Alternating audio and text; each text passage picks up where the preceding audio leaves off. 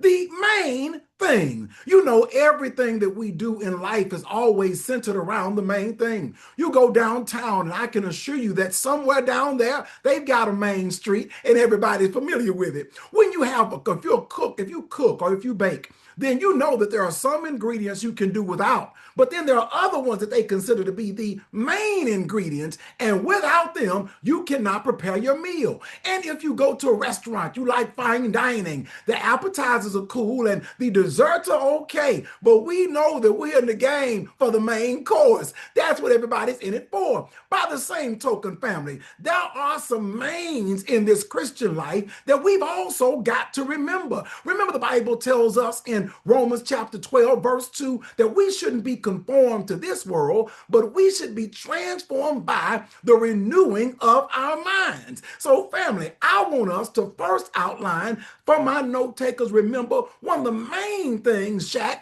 is mind metamorphosis. That's mind metamorphosis. This word transform that we see in this Hebrew in Romans 12 and 2, ironically, is the only time this particular Greek word is ever used in the Bible.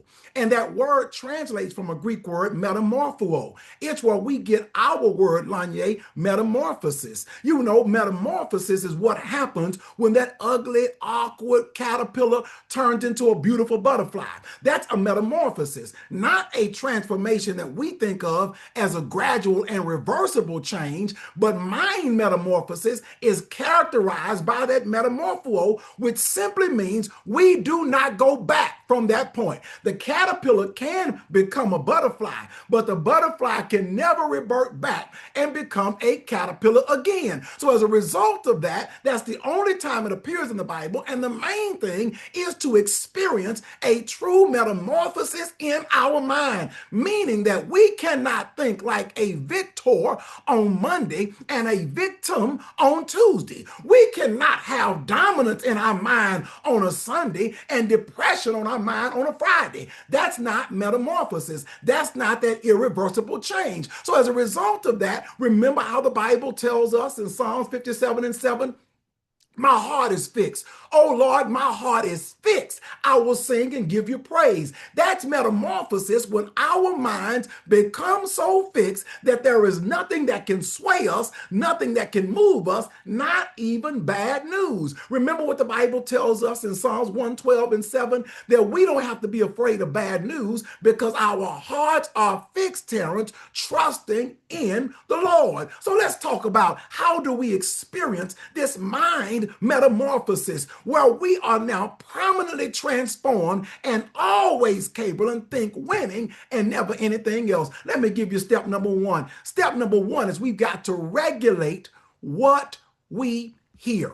I'm going to say it one more time for my note takers. Kenneth, I want you to write this down. Wallace, stay. Put this in your notepad. We've got to regulate what we hear. Remember, the Bible tells us in Romans 10:17, that faith comes by hearing, and faith in God comes by hearing the word of God. So as a result of that, Chef Shalon, I've got to regulate what I hear. I'm going to show you something. Y'all are familiar with this, but let me show you something. This is a gumball machine that you've seen many times. But this is just not any gumball machine. It's mine. And when I purchased this gumball machine, Jackie, what happened, I got it, it was empty. It was my responsibility to put the gumballs in it that I wanted. I could have opted to put some random gumballs in this machine like I did in this one. I decided I didn't want to do that with my red gumball machine, that I wanted to keep it free of anything other than red gumballs. Similarly, family, when I regulate what I hear, that means I'm going into atmospheres and environments where I'm going to hear a life-changing word of God. So, cousin, I'm not going to allow a green gumball in this machine, because this gumball is for red gumballs only. This machine is dedicated to red gumballs. As a result of that, I've got to regulate what I allow in this machine. Similarly, in this Christian life, life. We've got to regulate what goes into our minds based on what we hear. When people come to you with green gumballs of doubt and depression, of fear and anxiety, when they try to tell you, Sarah, what you cannot do, when they try to say, Caleb, what you're not able to accomplish, Zanae, when they come with negativity, when they come, Doc Hodges, always talking about the pessimistic side of life, then you've got the ability to reject that particular gumball, and you can say, no, I'm not receiving that. I'm not hearing that. And just in case you don't think you know how to do it,